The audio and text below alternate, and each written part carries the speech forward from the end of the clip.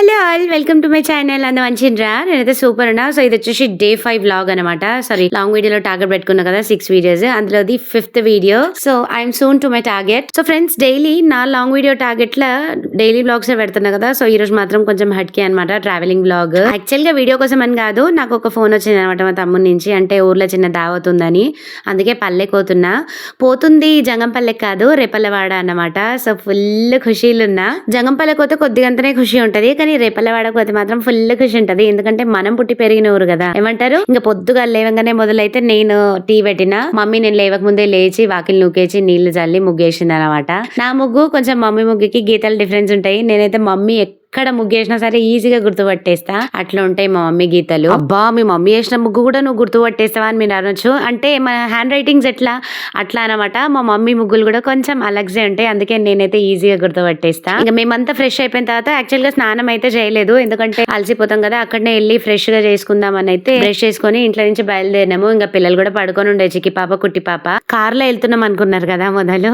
కాదండి బస్ కి వెళ్తున్నాము. సో ఇంటి దగ్గర బస్ స్టాప్ వరకు అయితే మా ఆయన డ్రాప్ చేసేసిండు, కానీ చాలా లేట్ అయింది బస్సు. అసలు ఒక 40 minutes అక్కడనే పిల్లలతో నిల్చుండిపోయినాము. ఫస్ట్ మేము కార్ దిగుతున్నామో లేదో ఒక బస్సు మా దగ్గర నుంచి వెళ్ళిపోయింది. జస్ట్ ఒక fraction of 2 minutes law bus miss అయిపోయింది. బస్సు మిస్ అయిపోతే తెలుసు కదా, ఒక గంట అయినా ఇంకో బస్ కోసం వెయిట్ చేయాల్సి వస్తుంది. అట్లా మేము 40 minutes వెయిట్ చేసినాము. ఇంకా 40 minutes వెయిట్ చేసిన తర్వాత జేబీఎస్ కి అయితే 7:30కి రీచ్ అయిపోయినాము.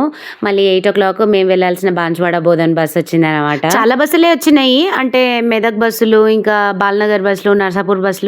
కానీ మేమేమనుకున్నామంటే డైరెక్ట్ బస్ కి వెళ్ళిపోతే ఈజీగా ఉంటది, ఎందుకంటే మళ్ళీ పిల్లలు కూడా ఉన్నారు కదా, పిల్లల్ని ఎత్తుకునుడు మళ్ళీ బస్సుల నుంచి దించడం మస్తు కష్టం అవుతుంది అని చెప్పి డైరెక్ట్ బస్సే చూస్ చేసుకున్నాము. ఇంకా మాకు పిల్లలకి తోడు మమ్మీ ఏమో కుట్టి పాపని తెచ్చుకుంది, నేనేమో చికి పాపని తీసుకుని వెళ్ళినా. ఇంకా మా ఇద్దరికి తోడు నాకు హ్యాండ్ బ్యాగ్, మళ్ళీ మమ్మీకి ఒక ఎక్స్ట్రా బ్యాగ్, నాకు ఎక్స్ట్రా బ్యాగ్. అట్లా చాలా ఇబ్బంది అయిపోయింది. కార్లో అయితే టింగ మన వెళ్తే ఏం అర్థం కాకపోవు, కానీ వెళ్ళింది బస్సులో కాబట్టి సుక్కలు కనిపించినాయి. ఇంకా మార్నింగ్ అయితే మేము ఇంట్లో బ్రేక్ఫాస్ట్ కూడా చేయలేదు, ఎందుకంటే అంత ఎర్లీ మార్నింగ్ బ్రేక్ఫాస్ట్ చేసుకుంటూ కూర్చుంటే లేట్ అయిపోతుందని ఖాళీ బ్రష్ చేసుకొని టీ తాగి బయలుదేరినాము. ఇంకా అక్కడ అంటే జేబీఎస్ స్టేషన్ దగ్గరనే టిఫిన్ తీసుకొని ఒక ప్లేస్ లో కూర్చొని తినేసినాము. మళ్ళీ బస్ ఎక్కితే పిల్లలంతా ఆగమాగం గలీజ్ చేస్తారు కదా, అట్లా అని చెప్పి బస్ స్టేషన్ లోనే తినేసినాము. ఇంకా టిఫిన్ చేసిన తర్వాత బస్ అయితే వచ్చేసింది, బస్ ఎక్కేసినాం. యాక్చువల్ గా రేపల్లవాడకు మేము పొద్దుగల 6 గంటలకు వెళ్ళాం కాబట్టి 11-12 గంటల వరకు వెళ్ళిపోవాలి, ఎందుకంటే ట్రాఫిక్ దల్లగకుండా ఒక 7-8 వరకు ట్రాఫిక్ దలగదు. ఇంకా దాని తర్వాత ఈజీగా ఊర్లలో అయితే ఎక్కువ ట్రాఫిక్ ఉండదు కదా, అట్లా 11-12 గంటల వరకు వెళ్ళిపోవాలి. కానీ మేము వెళ్ళే వరకు అయితే 1 గంట అయింది, ఎందుకంటే మా ఇంటి దగ్గరనే మొదలు బస్ స్టాండ్ లోనే బస్ దొరకలేదు. ఇంకా అండ్లా మేము వెళ్ళింది వయా నర్సాపూర్ రూట్ అనమాట. వయా తూప్రాన్ అయితే కొద్దిగా జల్దీ రీచ్ అయినట్టు అనిపిస్తుంది. సరే ఇక బస్ ఎక్కిన తర్వాత అయితే అట్లా ఎల్లారెడ్డి చేరుకున్నాము. ఇంక ఎల్లారెడ్డి చేరుకున్న తర్వాత ఆటో కోసం అయితే మస్తు ఇబ్బంది అయింది. అసలు మాకైతే ఐడియా లేదు, ఎందుకంటే మా ఊరికి రోడ్డు లేదు అని చెప్పినా కదా. సో ఇప్పుడు రోడ్డు పనులు స్టార్ట్ అయినాయి అనమాట. ఇప్పుడు నా చిన్నగా ఉన్నప్పటి నుంచి, మా డాడీ చిన్నగా ఉన్నప్పటి నుంచి, మా నాన్నమ్మ చిన్నగా ఉన్నప్పటి నుంచి రోడ్ అంతే ఉండే. సో ఈ మధ్యనే రోడ్డు పనులు స్టార్ట్ చేసిండ్రు. ఇంకా మట్టి వేస్తారు కదా రోడ్ సైడ్ అంతా, ఆ మట్టి మొత్తము నీళ్లు, అంటే 2 రోజుల కింద వర్షాలు పడ్డాయి కదా, చిన్న వర్షాలు. ఆ వర్షాలకి రోడ్ అంతా బురద అయింది. మళ్ళీ ఎత్తులు వంపులు అయింది అనమాట రోడ్ అంతా. ఆ ముచ్చట మాకు తెలియక మేమేం చేసినామంటే ఆటో, అంటే మాకు తెలిసిన ఆటో ఉంటారనమాట, ఎందుకంటే మా ఊరికి బస్సులు కూడా లేవు డైరెక్ట్. ఇట్లనే ఎవరికైనా ఫోన్ చేస్తే అన్న ఆటో వస్తుంది, లేకపోతే ఊరు ఆటోలు, అంటే ఊరందరు వాళ్ళు వచ్చే వరకు ఫిల్ అయ్యి అప్పుడైనా తీసుకొని పోతారు. దానికైతే కొద్దిగా టైం పడుతుంది. అందులో ఈ మధ్య మా ఊర్లో ఆటోలు నడిపేటోళ్ళు ఎవ్వరు లేకున్నారు.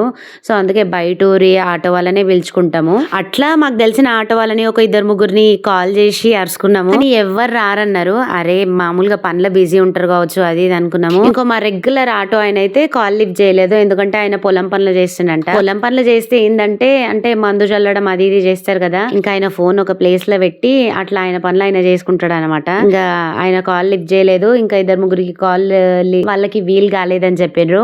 ఇంకా మా కన్వర్జేషన్ నిన్న ఒక మంచి ఆయన ఏం చేసాడంటే, ఆటో అన్న నేను వస్తాపా అని చెప్పి మాతోని వచ్చి, అంటే హైర్ చేసుకున్నాం అనమాట. తెలిసిన కాదు, బట్ ఫిర్బీ ఊర్లో అందరు ఫ్రెండ్లీ నేచర్తో ఉంటారు కదా. మేము కాల్ మాట్లాడేసరికి ఆయనకు మా ప్రాబ్లం అర్థమైంది.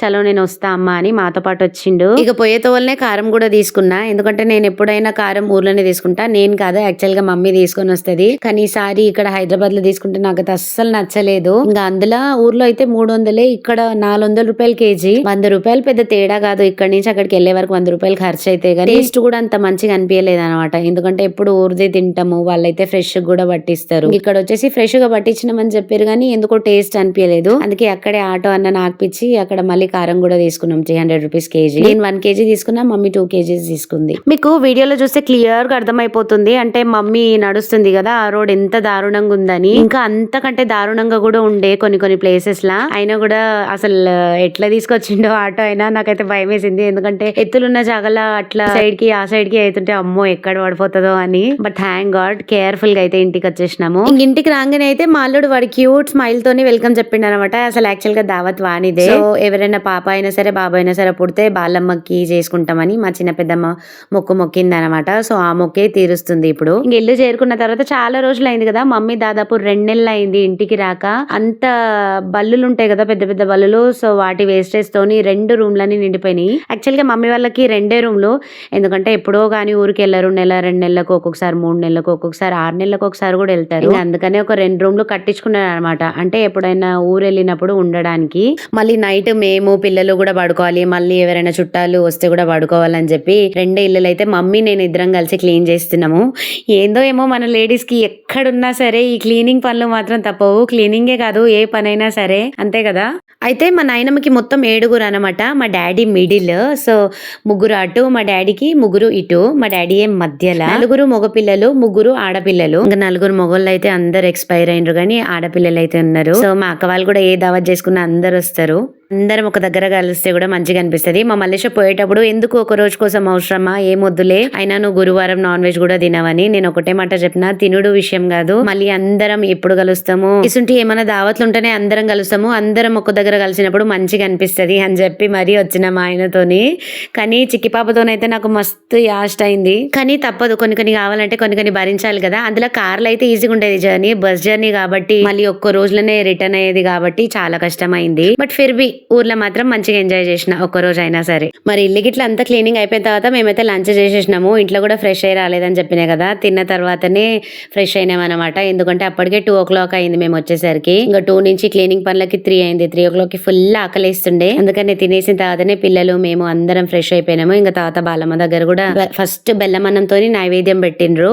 ఇంకా తాత మేమైతే అందరం బెల్లమన్నం తిన్నాము. ఏమట కామాట బెల్లమన్నం అయితే మస్తు కమ్మగైంది. ఇంకా తర్వాత యాటన్ కోసిరు అనమాట. యాటన్ని జడితిచ్చి యాటన్ కోసిరు బాలమ్మకి.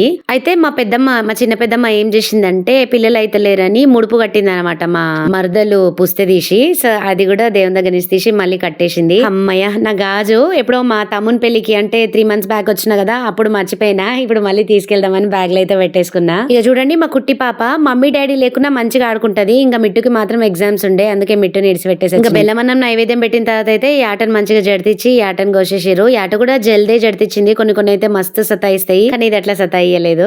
ఇంకా నాన్ వెజ్ తినేటోళ్ళకైతే మటన్ చికెన్, తిననోళ్ళకి పప్పుచారు సోయా చంక్స్ కూడా చేసిరు అనమాట. ఇంకా మాకు ఈ దావత్ కి వానదేవుడుగా ఫుల్ సహకరించండి. So friends, that's all for now. Videos like చేయండి, కమెంట్ చేయండి ప్లీజ్.